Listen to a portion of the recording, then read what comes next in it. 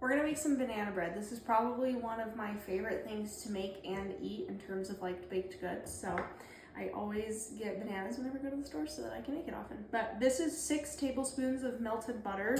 I'm just gonna whisk it real quick, get out that little lump that wasn't all the way done. And then you want 2 to 3 really ripe bananas. I always use 3. Smash your bananas up. All right, that's pretty good. So you're gonna need 1 egg. I'm also gonna add my vanilla, calls for a teaspoon, measure with your heart. I'm gonna go ahead and add my sugar now. This recipe calls for 3/4 cup.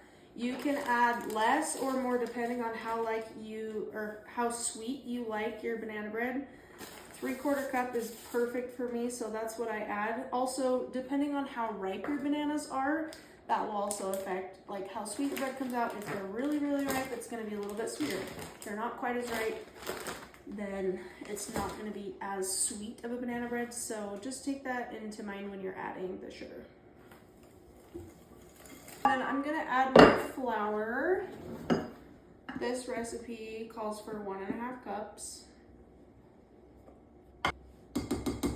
Half a teaspoon of baking soda. I use salted butter, but I still do just add a pinch of salt.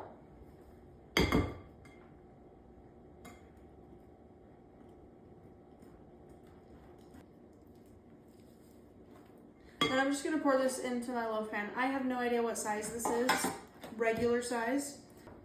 Let's get a little smooth.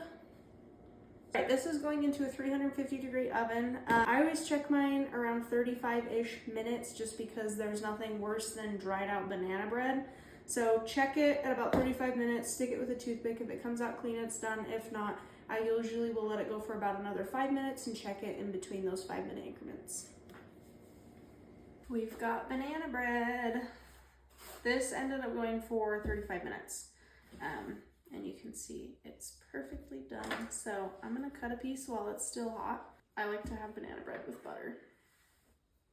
And I have some softened butter. Cheers.